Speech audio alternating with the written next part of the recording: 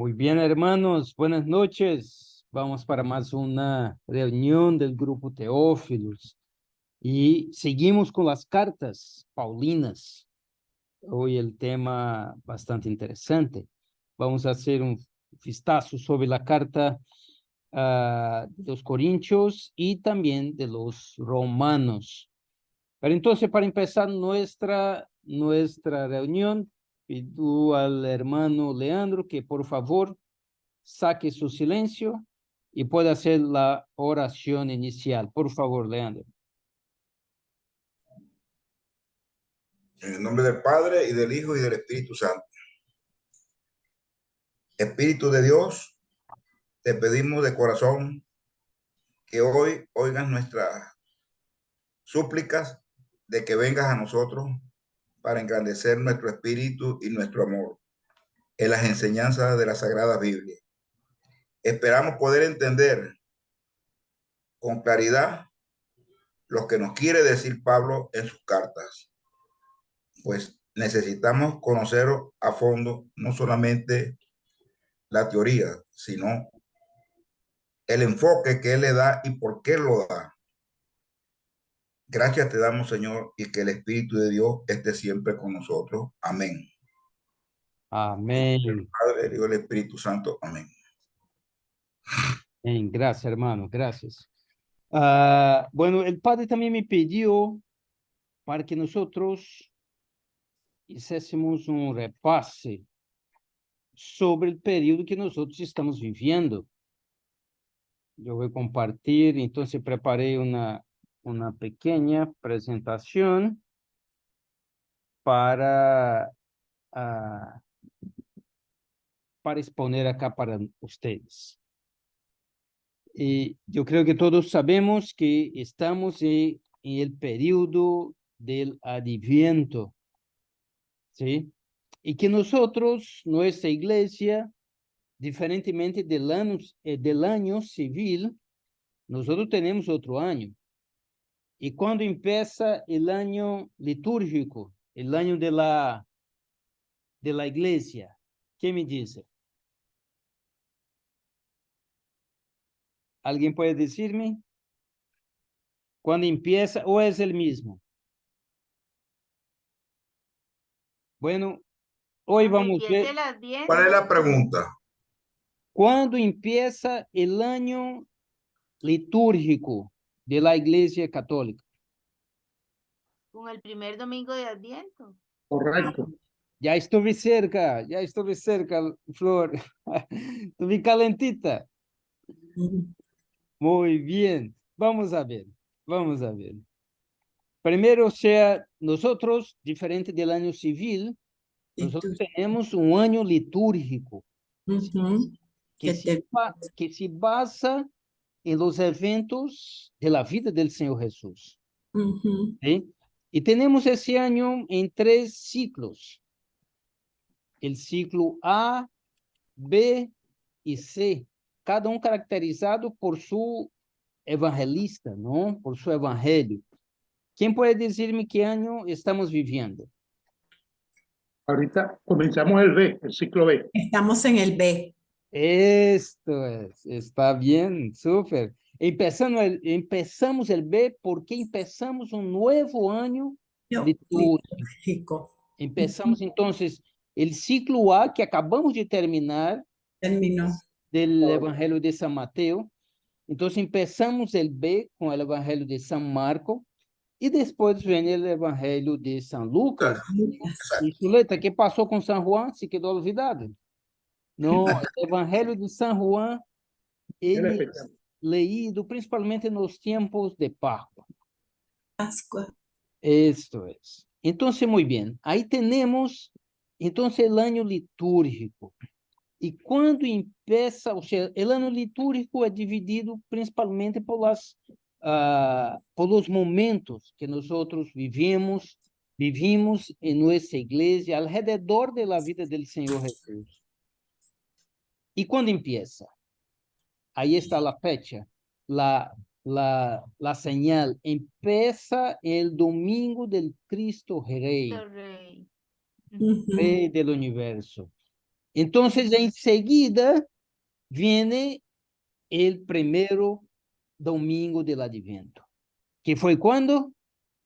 ¿Y qué El pasó? domingo pasado. Esto es, que fue el que pasó ahorita, 3 de diciembre. Entonces nosotros tenemos 3 domingos del Adviento y después sigue el tiempo de Navidad. Tenemos entonces un tiempo ordinario y no sé si pasa con ustedes, pero en mi país, ordinario quiere decir algo que no tiene mucho valor. Si alguien dice, mira, Rubens es un tipo ordinario, entonces quiere decir que Rubens, no, ese tipo no dale mucha atención a él. Pero para nosotros el tiempo ordinario significa encontrar con el Señor Jesús en tu vida cotidiana, en tu vida ordinaria, o sea, a cada día de nuestra vida. Entonces tenemos ese tempito corto de tiempo ordinario, después entramos el tiempo de Cuaresma, Semana Santa, tiempo de Pascua y después tenemos 33 semanas de tiempo ordinario para Ordinario. entonces reempezar de nuevo el ciclo. O sea, el Adviento, el año litúrgico Terminó con empieza y Cristo termina Rey. con Cristo, con Cristo Cristo. Rey. Muy bien. Entonces, ¿qué es el Adviento? El Adviento, entonces, es ese periodo bello, muy bello de nuestra iglesia, que quiere decir una preparación. ¿Y preparación para qué? La venida de Jesús. Muy bien, pero Jesús ya nació, ¿sí o no? No, Entonces, todavía no ha nacido. El 25. no. Y la verdad, o sea, el Señor Jesús ya vino, o sea, su vida histórica ya aconteció. Lo que nosotros hacemos Vamos a recordar. es recordar, es celebrar esta Celebrar. vida. O sea, tenemos Cumpleaños. 3 dimensiones de esta venida, ¿no? Tenemos la venida histórica, que ya pasó a 2023 años atrás. Tenemos, ¿y a dónde viene más Jesús? ¿Qué usted me dice? ¿Dónde? ¿Cómo viene Jesús? ¿A dónde viene Jesús? ¿Y por qué nosotros nos preparamos para recibirlo? ¿A dónde? Una cosa es el nacimiento y la otra cosa es en la resurrección. Muy bien, pero ahora en el Adviento. El Adviento es ahorita, la Eso. preparación. O sea, nosotros celebramos la venida histórica, que fue la primera venida, y también una otra dimensión es la venida en nuestro corazón, que nosotros debemos estar a cada día nos preparando para esta venida. Y hay una otra dimensión que es, yo diría, la principal para nosotros, que es la venida definitiva para cada uno de nosotros. ¿Y eso cuándo va a acontecer? Cuando acontece nuestro encuentro definitivo con Jesús. ¿Cuándo el encuentro definitivo con Jesús? ¿Cuándo Yo va a ser? pienso que es en la resurrección de Jesús, de Cristo. Muy bien. O sea, nosotros tenemos un encuentro, ese encuentro nadie va a escapar, ¿sí o no? Claro. Ahí es donde vamos a llegar. Ahí es, hermano. Y nos pasan factura. Entonces, para esa venida, esta sí es la gran preparación. Porque ya lo hicimos, con todo lo que hicimos. Eso es. Esa es la gran preparación que nosotros tenemos que de verdad estamos. Entonces, o sea, aquí yo destaco el primero, que, o sea, que ya pasó, fue 3. Ujú. El segundo, que fue 10, que bueno, que va a venir 10, el próximo domingo, el segundo domingo de Adviento. El tercero y el cuarto domingo. Les pregunto, ¿por qué ese tercer domingo tiene el nombre de Gaudete? Vean aquí, tiene ese nombre Gaudete. ¿Qué significa eso? Mm, ¿Saben? Primera vez que lo veo. Bueno, yo lo he visto, pero no recuerdo. Muy bien, no hay problema, no hay problema, hermano. Ya es la De la alegría, es Virgen María. diferente. Esto es. Incluso el color que nosotros estamos, Es ¿cuál es? diferente. El Morado. rosado. Este domingo es el color rosado, pero Rosado. el color Ah. normal del adviento, ¿cuál es? El Morado. morado. El morado, que significa esa espera, esa penitencia, estar en vela esperando al Señor. Pero cuando nosotros llegamos al tercer domingo, el padre va a estar de rosadito ahí. La Sí, gente se asusta. ¿Qué pasó? El sí. padre rosadito. Es la La única vez que alegría lo que veo. ya va a nacer hoy en nuestros Esto es. corazones. Pero Gaudete, ¿por qué no fue azul? ¿Por qué no fue azul? ¿por qué no fue azul? Porque Gaudete, Siendo que todos los chiquitos los visten de azules y las niñas de, de rosadito. Me llama la atención eso. sí, el color de rosado, o sea, en nuestra iglesia significa la alegría, ¿no? Alegría. Por eso Gaudete también significa alegría. Alegría. Entonces vamos a tener ahí, la gente se asusta, ¿qué pasó con el padre de rosadito, no? Tenemos Es dos fiestas. la única vez que se ponen rosados, ¿no es cierto? ¿O hay otro? Creo que hay otra en otra ocasión, pero no Sí. estoy segura. Cuaresma Algo también, así. yo creo, ¿sí? Ujú. Entonces, pero tenemos dos fiestas muy importantes para nuestra iglesia. ¿Cuál es? Tenemos el 8, que es Inmaculadas. solemnidad de la Inmaculada Concepción, muy bien. Concepción. Y tenemos el 12, que es la emperatriz de América Latina, América Latina, la Virgen de Guadalupe. la Virgen de Guadalupe. Entonces son dos fiestas muy, muy importantes para nosotros los católicos. Y bueno, en 16, quien hace la novena de Navidad, ahí Navidad. está la fecha. Entonces, o sea, el Adviento tiene dos partes bien definidas. Tiene el primero y el segundo domingo, que hay Ujú. que las lecturas van a hablar muy fuerte de esta venida final del Señor. Y el tercero y cuarto, que va a hablar ya del nacimiento y su efecto en la historia del hombre. Sí, principalmente ahí, el tercero y el cuarto, esa segunda parte, ahí va a aparecer la figura principalmente de María. Muy bien, Ujú. y hay otros personajes que ya están viendo, Isaías Y Juan. y Juan, principalmente en la segunda parte. Y como nosotros vivimos, ¿cuáles son las tradiciones católicas para vivir ese tiempo? La corona de Adviento, que si lo hacen, deben ter levado para bendecir ahora esse domingo, pero essa semana toda pueden levar su corona de Adviento para bendecirla.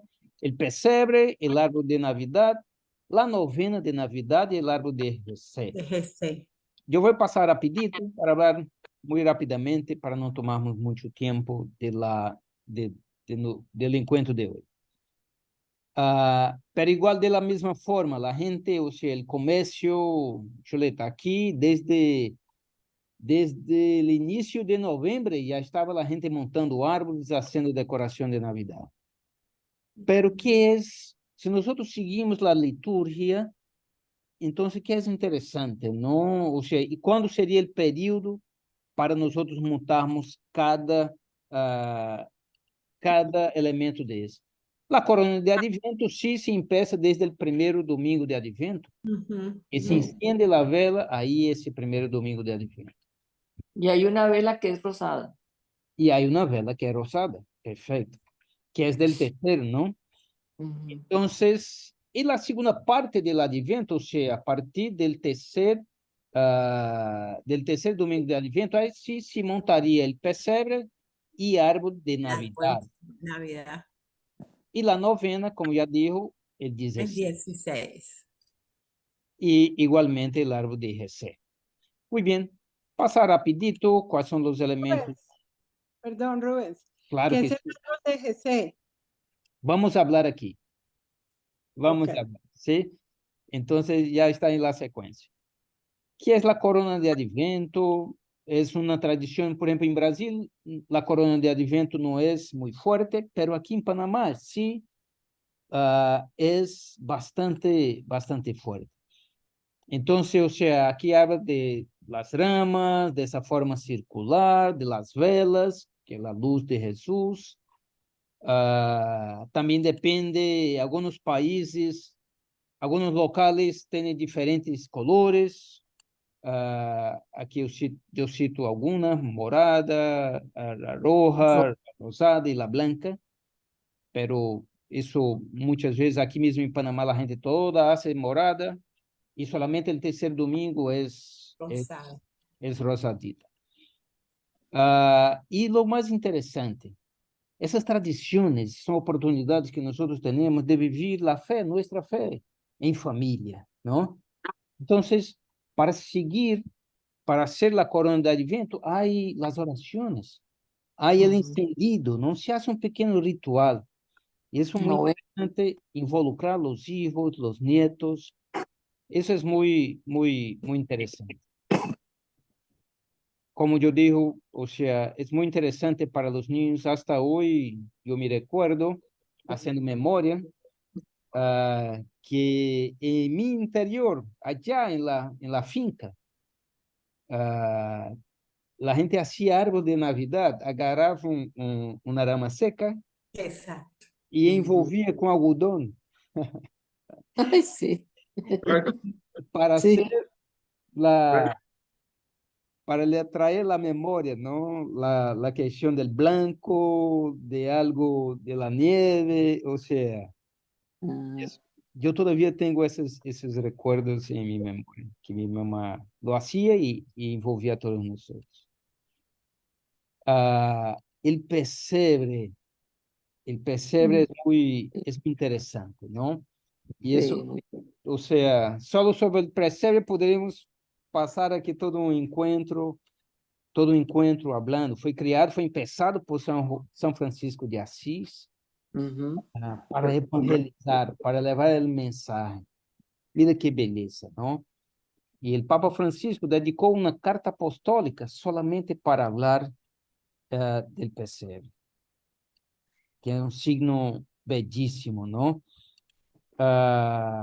Se recomienda, la iglesia recomienda que se haga el montaje del pesebre, pero el pesebre vacío. ¿Por qué vacío? Y ahí hay una enseñanza, ¿no? No ha Cuando nacido, No ha nacido Jesús. todavía no, no ha nacido. eso es, no ha nacido Jesús. Entonces se Rubén, llevan las figuras, el inicio de la novena se lleva María y José, pero solamente en la Navidad los niños llevarían a Jesús para el pesebre. Y, Rubén, perdón, usted sabe que aquí en Costa Rica el pesebre queda hasta en marzo, marzo, wow, hasta marzo. ¿por Es una qué? costumbre muy linda. Creo que es cuando el 3 de marzo tiene que ver una fiesta de la cruz. Es una fiesta que hay también en nuestro, y lo quitan, ahí es donde se quita, entonces queda hasta marzo. Qué interesante, qué Sí, interesante. muy bien. Y No, hay los elementos de los Reyes Magos, el oro, incienso y mirra, solamente se llevaría en la Epifanía del Señor, porque ahí es donde aparecen los Reyes Magos, ¿no? Entonces es muy interesante. Y hay tantos signos alrededor del pesebre, ¿no? Porque ustedes saben qué es pesebre, el significado. O Esas sea, pesebres, ¿qué significa? Bueno, o sea, es el significado pobreza, en este mm, caso para Jesús. O Perfecto, sea, pero ¿qué es el exactamente el local? pesebre es donde comen los animales. Entonces, Eso, o sea, de el pesebre reposo. es donde se coloca a los animales en el monte para que lo coman. eso Eso es. es, hermano, gracias. Es el Pero local donde... sin embargo, pues la idea del pesebre para los aspectos del nacimiento de Cristo, de Jesús, pues es la pobreza, la humildad. sería porque muy, vivió en la Y miseria, mire, nació en la miseria. sí, y mire que San Agustín va a nos decir, San Agustín nos dice que el pesebre ya nos presentaba lo que significaría para nosotros el Señor.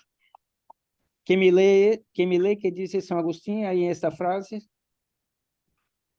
Alimento para nosotros. Exatamente. Puesto en el pesebre, se convirtió en alimento para nosotros. Mire qué belleza. Ya anticipaba para nosotros, ya anticipaba para nosotros. También lo podríamos ver, es la palabra hecha hombre. Así lo es, hermano. Bueno, el árbol de Navidad, todos sabemos, siempre verde, que significa eterna, la estrella de Belén, las luces, los ángeles, los regalos que son dones para el niño Jesús. Y bueno, el árbol de Jesé. El árbol de Jesé es muy interesante. Interesante. Que es una tradición que yo, por ejemplo, vino a conocer en Teófilos, que va a hablar de la genealogía del Señor Jesús. Entonces, el árbol de Jesé, ella es hecha con personajes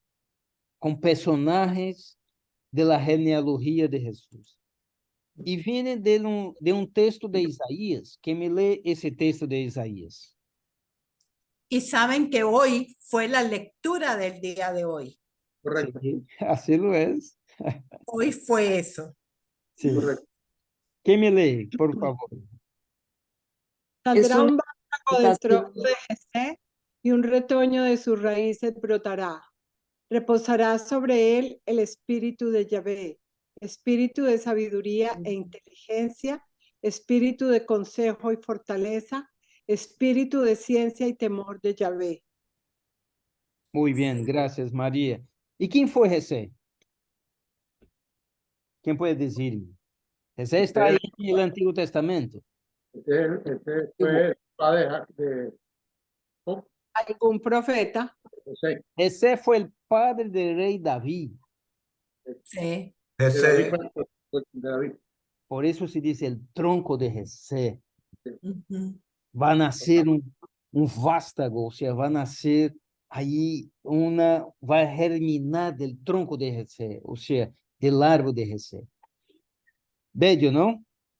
Sí, Y eso, o sea, quien tiene interés, yo tengo el material y puedo pasar si quieren, si tienen interés de montar su árbol de Jesé. Bastante los interesante. personajes que están ahí, ¿cuáles son? ¿Los conoce o tiene la historia de Son varios, son muchos, o sea, empieza de allá, de atrás. Yo te puedo Sí. enviar, incluso porque hicimos aquí en Teófilos, el primer Teófilos, hicimos el árbol de Jesé. Ujú. Entonces, a cada día teníamos un personaje. Entonces, o sea, son 25, 24 personajes, ¿no? Muy bien. Bueno, aquí solamente para divulgar, eso es un aplicativo que se baja en los computadores, en los celulares, para quien tiene interés de acompañar las oraciones del tiempo de Adviento. Muy bien. Vamos entonces para el tema de hoy. Ya terminé me alongando un poquito. Vamos entonces para el video que nosotros vamos a ver hoy. Está interesante lo del árbol de Jesé. Muy Muy bien. Sí, muy interesante, muy interesante. Te comparto, no me deje olvidar. Por favor, Mila. Igualmente en el chat hoy les envié un artículo de una experta en iconografía para explicándoles qué es el árbol de Jesé, por si Sí. también les interesa en escultura, iconografía, etcétera. Sí. Yo Es siempre algo- lo había oído, pero no sabía de que el significado total, sino que lo he oído mucho en el que lo nombra. Por eso pregunté sobre los personajes que estaban ahí. Y al final hay uno como recostado, entonces... Es interesante, Eh, es muy interesante conocer, Miriam, y es muy bello, porque ahí nosotros también vamos haciendo ese recorrido de la vida del Señor. Déjame ¿De solo, dónde nace? vamos a compartir de nuevo, compartir sonido.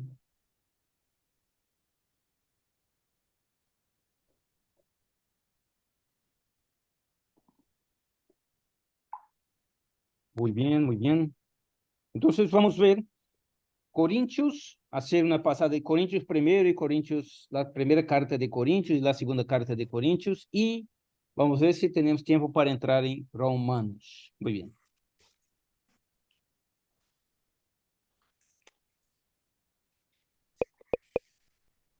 La primera carta de Pablo a los Corintios, escrita a la comunidad de una iglesia que Pablo conocía bastante bien. Corinto era una importante ciudad portuaria en el mundo antiguo y tenía muchos templos para los dioses griegos y romanos. Era un gran centro económico, así que Pablo fue ahí estratégicamente como misionero. Él pasó allí 1 año y medio conociendo a las personas, hablándoles acerca de Jesús, y una gran cantidad de personas se convirtieron en seguidores de Jesús y formaron una comunidad de iglesia. Puedes leer todo acerca de esto en Hechos capítulo 18. Así que después de algún tiempo, Pablo continuó su trabajo iniciando iglesias en otras ciudades y empezó a recibir reportes de que las cosas no iban bien en la iglesia de Corinto. Estaba plagada de toda clase de problemas y por eso escribió esta carta. La carta está dividida en 5 partes principales y un saludo final. Y estas 5 secciones principales corresponden a 5 problemas principales que Pablo está tratando. Así que la carta está compuesta como una colección de ensayos breves sobre diferentes temas, pero estas son las ideas centrales que unen todas las piezas. De manera que esto es lo que él hace en cada sección. Describe el problema y siempre responde a ese problema con alguna parte de la historia del Evangelio, que es la buena nueva acerca de Jesús. Y luego les muestra cómo ellos en realidad no están viviendo conforme a lo que dicen creer. Así que esta carta trata de cómo aprender a pensar sobre cada área de la vida a través de los lentes del Evangelio. De manera que empecemos y veamos cómo lo hace.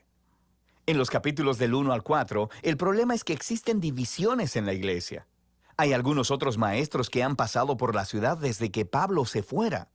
Un hombre llamado Apolos, luego Pedro, los miembros habían elegido a sus maestros favoritos y se habían convertido en fanáticos alrededor de esos líderes, empezando a hablar mal y a faltarle el respeto a los hermanos que favorecían a otro líder o maestro. Así que la respuesta de Pablo a esto es un poco sarcástica y aguda. Él les dice, ustedes deben estar bromeando. La iglesia no es un concurso de popularidad. La iglesia es la comunidad de personas que están centradas en Jesús. Sus líderes y maestros son simplemente siervos de Jesús. Así que, aunque puedes preferir a un líder más que a otro, no vale la pena que se dividan por ello, y con menos razón que hablen mal los unos de los otros. El centro de la iglesia es Jesús, las buenas nuevas sobre quién es Él y sobre lo que Él ha hecho. En los capítulos del 5 al 7, Pablo trata con un problema relacionado al sexo.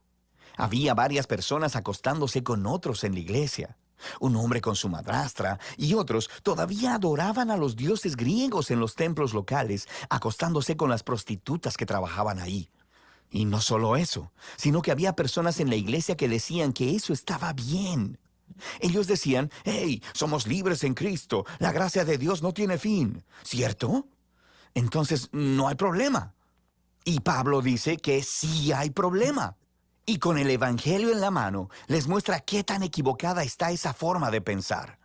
Él les dice, recuerden que primero que nada, Jesús murió por sus pecados, incluyendo la ruina de las relaciones rotas causadas por la inmoralidad sexual. Así que, si eres cristiano, la integridad sexual es una de las principales formas en las que respondemos al amor y a la gracia de Jesús. Pablo también les recuerda que así como Jesús fue físicamente levantado de entre los muertos, nuestros cuerpos también lo serán. Lo que esto significa es que si tu cuerpo está siendo redimido por Jesús, tanto ahora como en el futuro, lo que haces con tu cuerpo sí importa. Importa mucho. Y tu cuerpo no es tuyo para que hagas con él lo que quieras. Pablo está siendo muy claro. Ser un seguidor de Jesús involucra no comprometer tu integridad sexual. En los capítulos del 8 al 10, el problema es sobre la comida. Pero no solo acerca de preferencias sobre la comida, como por ejemplo, ¿te gustan o no te gustan ciertos alimentos? El problema era que los corintios estaban divididos sobre el significado de la carne que procedía de animales sacrificados en los templos locales a los dioses griegos y romanos. Y había una división entre los cristianos judíos y los no judíos sobre cómo responder a este problema. Y una vez más, Pablo apela a algunas de las ideas centrales del Evangelio. Él dice que, antes que nada, nuestra lealtad es a Jesús como Señor y no a otros dioses. Así que, si estás en una situación en la que hay carne que ha sido dedicada a otros dioses y hay personas alrededor que podrían verte y concluir pensando, oh, mira a los cristianos, adoran a Jesús y también pueden adorar a otros dioses, Pablo dice que si esa es la situación, no comas la carne. Tu lealtad es a Jesús. Deberías amar a esas personas más que a ti mismo y no confundirlos. Pero Pablo rápidamente complementa esta idea y dice, escuchen, como cristianos creemos que Dios es el creador de todas las cosas, incluyendo ese animal.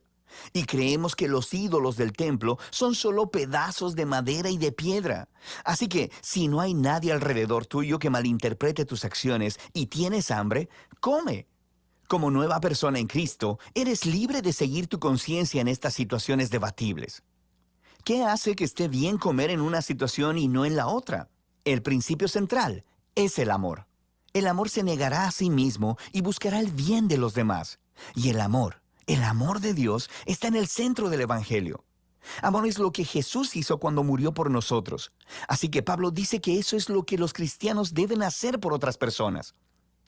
En los capítulos del 11 al 14, Pablo continúa y ahora lidia con los problemas en la reunión semanal de adoración. Había algunas personas que estaban teniendo experiencias espirituales muy poderosas en la reunión. Así que empezarían a hablar en lenguas desconocidas en voz alta. Había otras personas que empezaban a compartir una enseñanza o una palabra del Señor, y luego alguien se pondría de pie y los interrumpiría porque también querían compartir algo. Y todo era muy caótico. Se estaba distrayendo a las personas, especialmente a los visitantes, de escuchar el Evangelio. Especialmente a los visitantes. Así que en estos capítulos, Pablo les ayuda a pensar primero acerca del propósito de la reunión, para así ayudarles a ver qué clase de comportamientos eran los adecuados. Les dice que la reunión es un lugar donde el Espíritu de Dios debe obrar a través de todos, y esto debe suceder de forma unificada. De manera que desarrolla la genial metáfora sobre la iglesia como un cuerpo humano. El cuerpo es uno solo, pero tiene todas estas diferentes partes y cada parte cumple un rol único e importante. Así que empieza a nombrar una variedad de cosas que el Espíritu hace a través de las diferentes personas. Todo para edificación de la iglesia. Esta es una frase clave en estos capítulos.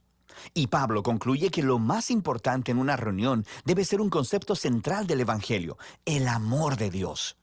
El amor es la palabra clave en estos capítulos también. El amor llevará a cada persona en la reunión a cumplir su rol de servir y a buscar el bienestar de los otros. Así que Pablo aplica todo esto a los problemas de los corintios. Algunas personas piensan que el propósito de la reunión en la iglesia es tener experiencias espirituales intensas o tener la oportunidad de decir lo que piensan. Y Pablo dice, escuchen, a mí me encantan las experiencias poderosas de oración, pero si distraen a otras personas o las espantan, yo debería detenerme porque me estoy amando más a mí mismo que a esas personas. La reunión centrada en Jesús debería ser ordenada para que todos puedan aprender, cantar, adorar y escuchar a Dios cuando les hable. El último problema que Pablo aborda es el asunto de la resurrección y de la esperanza futura para los seguidores de Jesús. Había algunas personas en la iglesia que estaban diciendo que la idea de la resurrección es ridícula y no es realmente importante para los cristianos. Y Pablo reacciona fuertemente acerca de esto. Él comienza diciendo que la resurrección es una parte indispensable del Evangelio. Creemos en ella por los cientos de testigos oculares que vieron a Jesús vivo en un cuerpo físico después de haber sido ejecutado públicamente por los romanos. Si Jesús no se levantó de los muertos, dice Pablo, entonces su muerte fue insignificante. Todos estamos todavía perdidos en nuestros pecados y egoísmos, y deberíamos simplemente dejar de ser cristianos. Luego, Pablo muestra en detalle cómo la resurrección fue la victoria de Jesús sobre la muerte y la maldad, y cómo es una fuente de vida y poder para nosotros ahora en el presente, y cómo es una promesa de esperanza futura para todo el mundo. Es debido a la resurrección que tenemos una razón para unirnos alrededor de Jesús. Es la razón por la que tenemos una motivación para la integridad sexual. Es la fuente de poder para amar a otras personas más que a nosotros mismos. Y al final de todo, es nuestra esperanza para la victoria sobre la muerte. Así que Pablo concluye, creemos que Jesús fue levantado de entre los muertos, lo que significa que el Evangelio no es solo consejos morales o una receta para la espiritualidad privada. Es un anuncio acerca de Jesús, quien abre una realidad completamente nueva. Y de eso se trata Primera de Corintios, ver cada parte de la vida a través de los lentes del Evangelio. Muy bien. Esta fue la primera de La primera Corintios. carta de Pablo a los Corintios, escrita a la comunidad de una iglesia que Pablo conocía bastante bien. Corinto era una importante ciudad por... Ya. Vamos ahora para la segunda de Corintios. Hagan sus apuntes para que después podamos comentar, si tuviéramos tiempo. Uy, yo estoy sin video. Vamos entonces para la segunda de Corintios.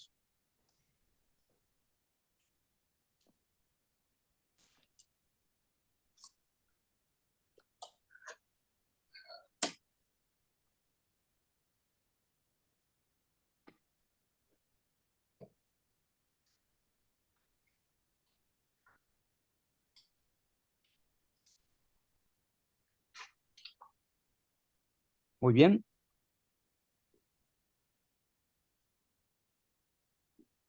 La segunda carta de Pablo a los Corintios.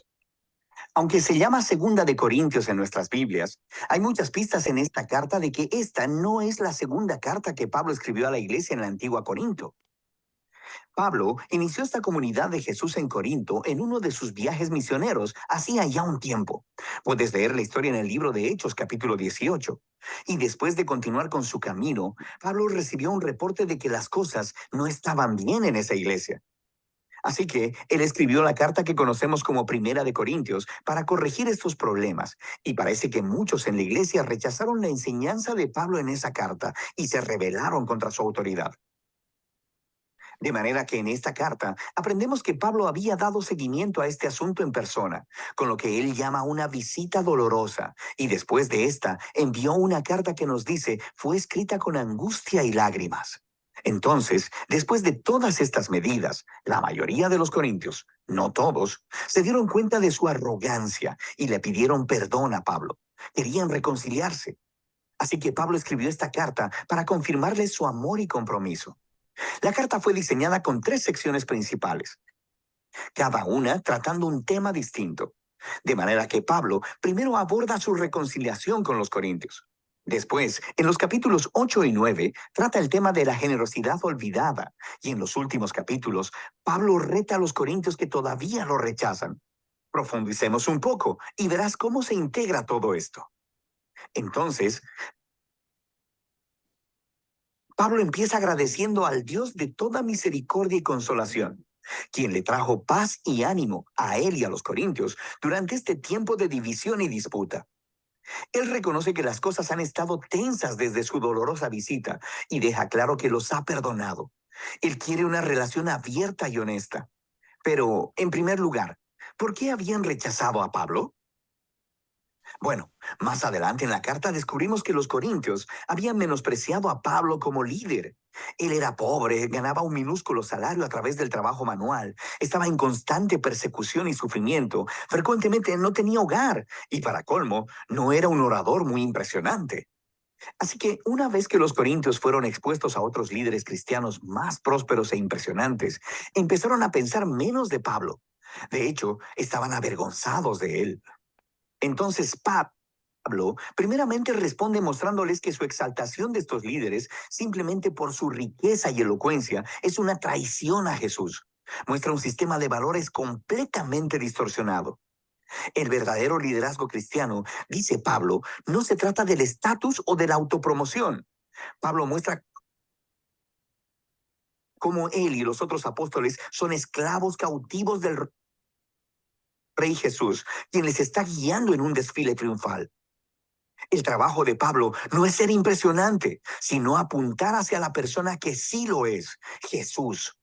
Él, entonces, hace alusión a una reciente demanda de los corintios, de que les proveyera algunas cartas de recomendación para comprobar su autoridad y sus credenciales. Y esto le parece ridículo a Pablo. Su iglesia ni siquiera existiría si él no lo hubiera empezado. Y entonces les dice que ellos mismos son su prueba de liderazgo genuino. Ellos son su carta de recomendación. De manera brillante, cita a los profetas Jeremías y Ezequiel, diciendo que el Espíritu de Dios ha escrito su carta de recomendación en los corazones de ellos, como su pueblo del nuevo pacto. Los corintios no deberían necesitar más pruebas que esa. La mención del nuevo pacto lleva a Pablo a una larga comparación entre el antiguo pacto entre Dios e Israel, mediado por Moisés, y el nuevo pacto entre Dios y los corintios, mediado por Jesús y el Espíritu Santo. El antiguo pacto, hecho en el monte Sinaí, fue verdaderamente glorioso. Hizo que Moisés mismo resplandeciera con la gloria de Dios. Pero esa gloria eventualmente se desvaneció, sin mencionar el hecho de que las leyes de ese pacto fueron ineficaces en transformar verdaderamente a Israel. Pero el nuevo pacto, en comparación, es todavía más glorioso, porque el Jesús resucitado es la mismísima gloria de Dios y vive para siempre, y es su Espíritu el que ahora está transformando a su pueblo para ser más fiel, como Jesús mismo. Ahora, todo esto suena genial. Quiero decir, ¿quién no querría participar de la gloria de Dios mismo? Pero Pablo continúa mostrándoles cómo la paradoja de la cruz pone al revés las ideas de los corintios sobre la gloria y el éxito. Después de todo, la exaltación gloriosa de Jesús como rey tuvo lugar a través de su sufrimiento, ejecución y muerte. En la cruz, Jesús reveló la salvación de Dios. Murió por los pecados del mundo para reconciliar a las personas con Dios. Pero la cruz hace todavía más. Revela el carácter de Dios. Él es un ser de completa autoentrega y de amor sacrificial, quien busca el bienestar de los otros. La cruz también revela una nueva manera de vivir, una con forma de cruz. Y la meta de Pablo es que su vida y ministerio imiten la cruz. Así que aunque su carrera apostólica ha estado marcada por la humildad, el sufrimiento y la pobreza, todo fue para servir a los corintios. Cuando ellos desaprueban la pobreza y el sufrimiento de Pablo, también desaprueban a Jesús. La manera de vivir y de liderar de Pablo es en realidad la prueba de que él representa auténticamente al Jesús crucificado y resucitado. Pablo realmente quiere reconciliarse con los corintios, pero no va a permitir que esto se realice hasta que ellos hayan sido transformados y abracen esta paradoja de cabeza de la cruz. Después de esta apelación apasionada, Pablo continúa tratando el tema de la generosidad olvidada. Los cristianos judíos en Jerusalén habían caído en la pobreza a causa de una hambruna, y Pablo estaba reuniendo dinero para ellos de entre las nuevas iglesias que había fundado, formadas principalmente por no judíos. Todos enviaron un regalo de consuelo como símbolo de su unidad en Jesús el Mesías. Y así, muchas de sus iglesias estaban muy contentas de dar, pero los corintios, en medio de todo este conflicto con Pablo, no habían ahorrado para dicho regalo. Y para Pablo, esto no se trata solo de dinero. Es otro signo de que los corintios no han sido transformados por el Evangelio de Jesús, que es en su centro una historia de generosidad.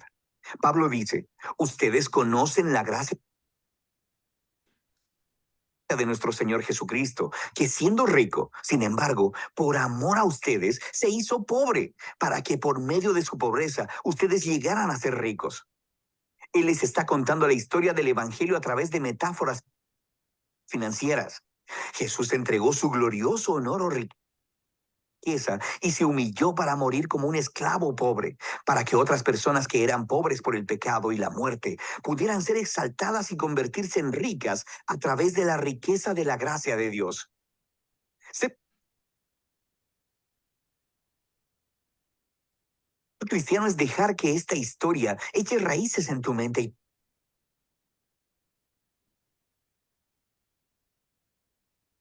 tu corazón, transformándote en alguien que es más generoso,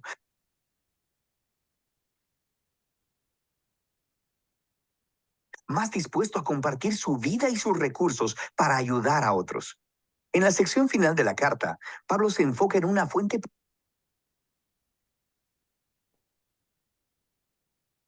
principal de su conflicto con los corintios.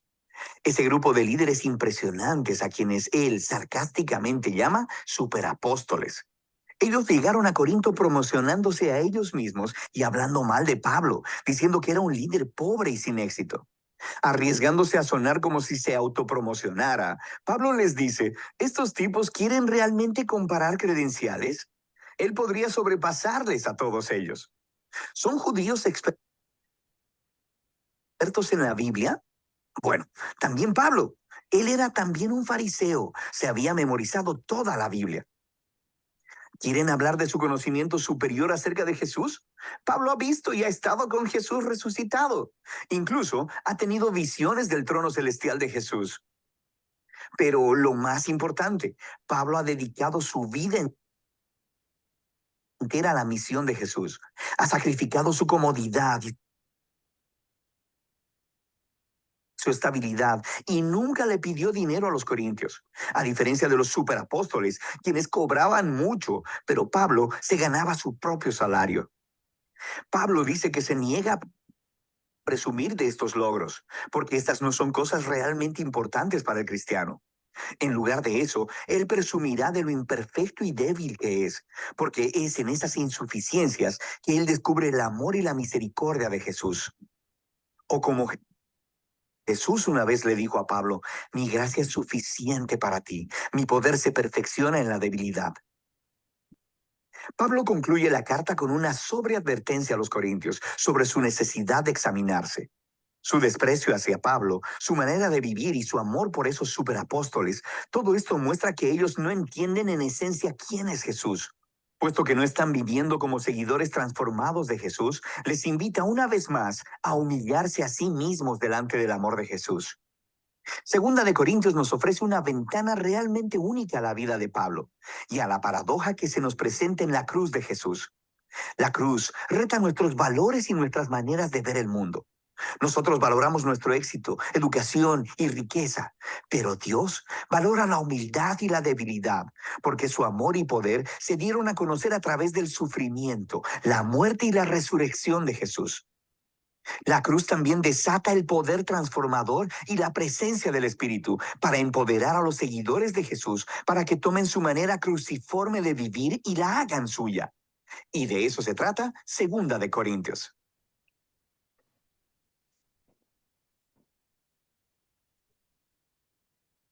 Muy bien. ¿Qué les pareció el video? Muy bueno. Excelente, excelente. Sí. ¿Qué les pareció? Rubens, Sí. Rubens, una Este, pregunta. yo Una digo pregunta. que Pablo tenía otro nombre antes. Saulo, Lo de Tarso. Saulo. Saulo. Saulo. Saulo de Tarso. Pero Saulo no fue apóstol. O sea, Saulo no conoció, Pablo no conoció a Jesús. No vivió al mismo tiempo que él. Sí, o sea, no conoció a Jesús. Ahí se dice, si tú escuchas el video, se dice ahora el final, que Pablo conoció a Jesús resucitado. Resucitado. O sea, ¿por qué? Porque tuvo un encuentro personal con él. ¿Sí?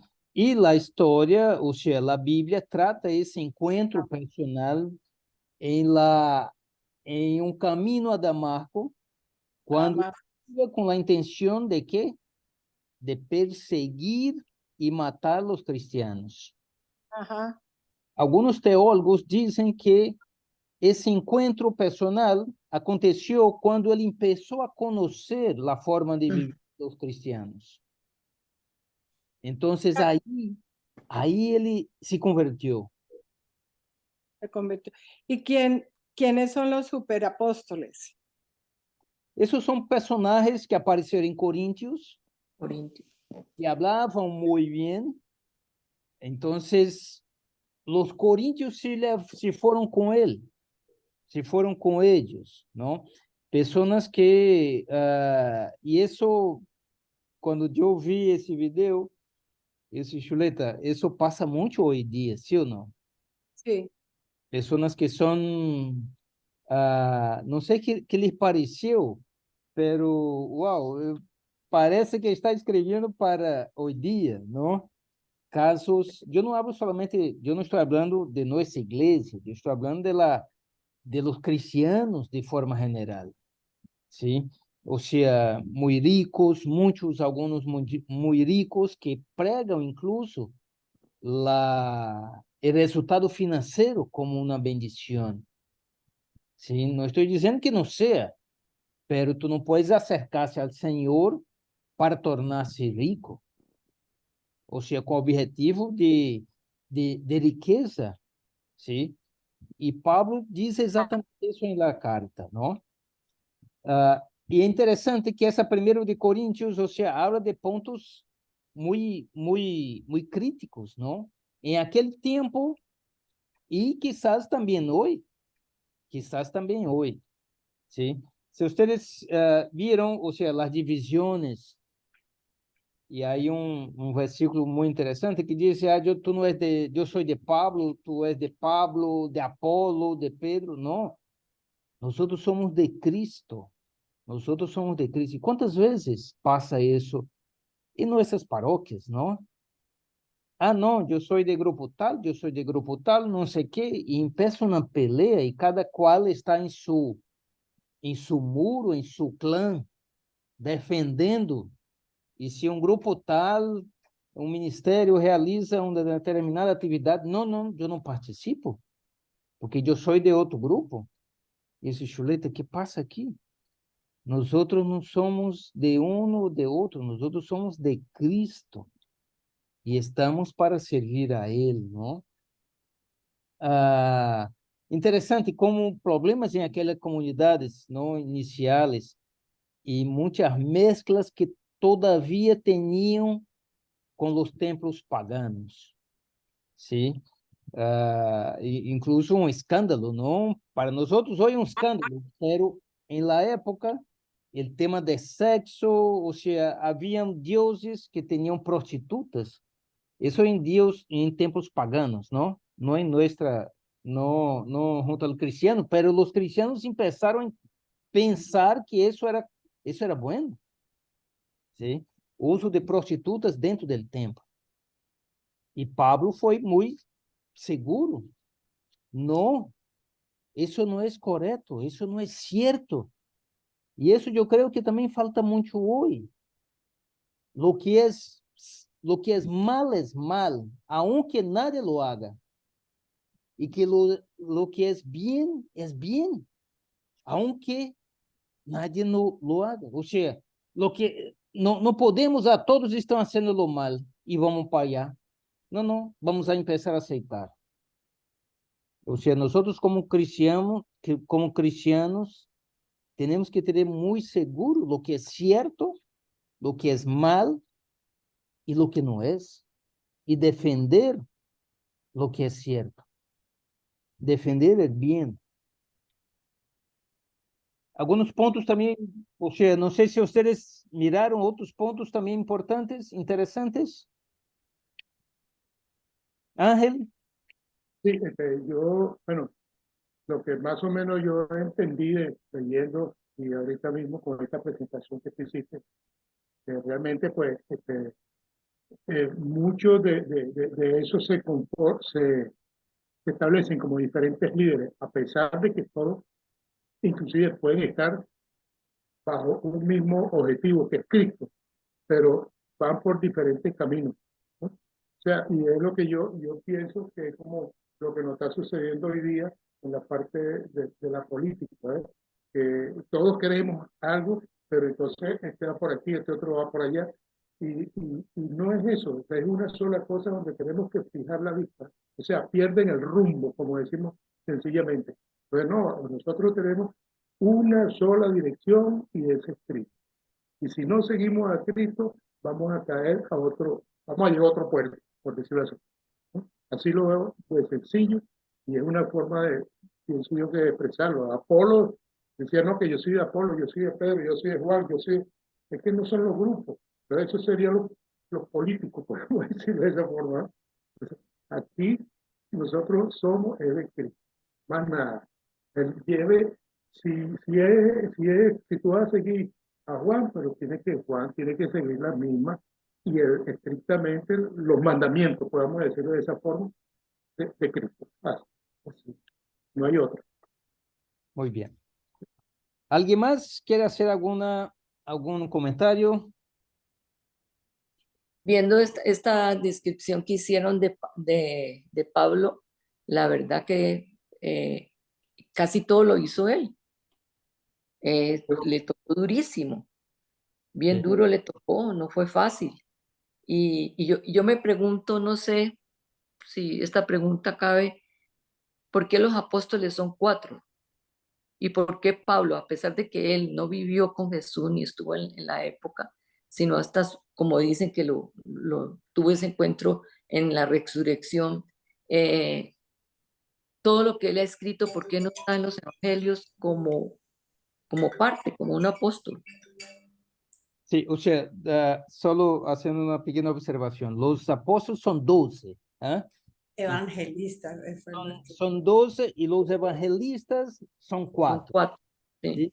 Entonces, eso todo, o sea, Pablo tuvo y concordo tal y cual con usted, Miriam, de que Pablo fue el misionero, ¿no? El Principal. viajes fueron increíbles. Sí. Y tuvieron, o sea,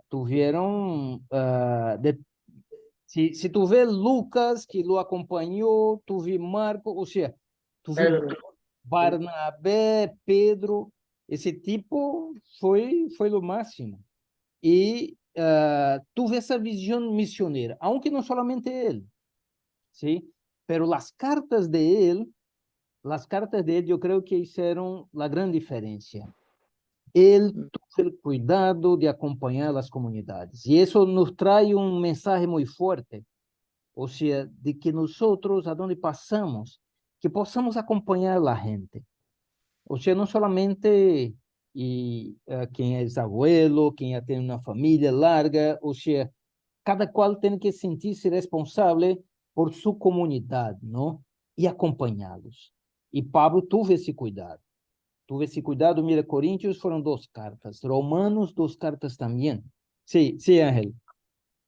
Yo quiero hacer hincapié cuando la señora dice de que ¿por qué Pablo? Entonces, bueno, hay un punto de inflexión que justamente Jesús escoge a Pablo, inclusive cuando le da la caída, no sé, bueno, no se sabe si fue que iba a caballo, no se sabe todavía qué fue lo que pasó, y entonces lo deja ciego. Entonces le dice, búscate a Ananías. Y entonces Ananías todavía le dice, pero mira, Jesús, Señor, ¿cómo va a escoger a ese vagabundo que no sé qué, ese mataba a la gente, persigue a los cristianos y eso? No, ese es el que va a llevar la palabra mía. O sea, que ya él está escogido por Dios. Ahí no había para dónde correr, ahí no había discusión. Entonces, Sí, cada es cual, o sea, inflexión. tuve una importancia muy grande. Tú comentas algo muy importante. Porque quem era Pablo? Pablo era um faleceu, não?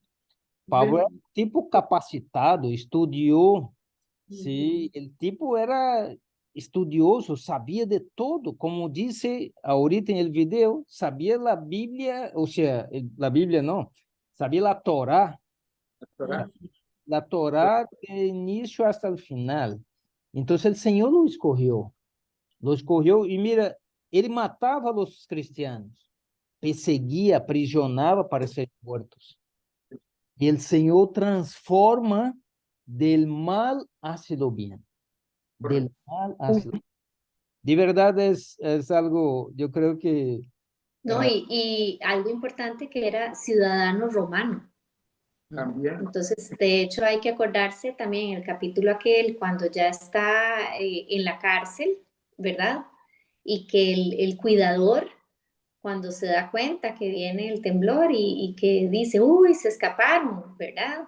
Y se entera que más bien es ciudadano romano, y que estaba en la cárcel, o sea, ese dato también es muy importante, ¿verdad? Porque Sin duda. era como casi como que intocable, pero bueno, tuvo Sí, otra historia. e apela para isso a Roma. E porque isso é também um fato muito importante, porque aí em Roma ele tem uma difusão, ajuda para fazer uma difusão muito grande do Evangelho do Senhor Jesus. Mira como o Senhor conduz, não? Conduz, isso muitas viagens terminou em Roma, aonde allá em Roma se hace uma difusão muito grande do Evangelho. Ou seja, Acuérdate también que los evangelistas narran la vida de Jesús. Pablo no narra la vida de Jesús. Pablo es como la continuación La después de, compilación. sí, después de la resurrección. ¿Qué hay que hacer? Que son dos cosas diferentes. así lo es. Las comunidades, cómo se desarrollaron las comunidades, Para el as- mensaje. los problemas, las correcciones, eso es sin duda muy, muy interesante. Bueno, hermanos, yo creo que fue muy interesante el encuentro de hoy. Me gustó mucho el video que el padre nos envió. Sí, y bueno, no tenemos padre. Entonces, Ángel, ¿tú podrías hacer una pequeña oración de cierre, por favor? Sin Bueno, bendición. Bendición. Bueno, gracias, Señor, gracias a la Santísima Trinidad. Yo soy muy devoto a la Santísima Trinidad, están los tres. Y, ¿verdad?, por esa iluminación y por esta misma noche que nos ha dado una experiencia y un participar en el conocimiento y aclarar, pues, ciertos detalles, ¿verdad?, que agradecemos, sobre todo Rubén, que trajiste ese material y es muy explícito, muy fácil de entender y verdaderamente, pues, hay que agradecer a Dios todas estas cosas, verdaderamente. Bueno, eso es agradecimiento a Dios y agradecimiento a Dios. En nombre del Padre, del Hijo y del Espíritu Santo. Padre y del Espíritu Santo. Amén. Gracias, Gracias. hermanos. Sí. Gracias. Gracias, buenas noches. Luego. Buenas noches. Gracias. Chao.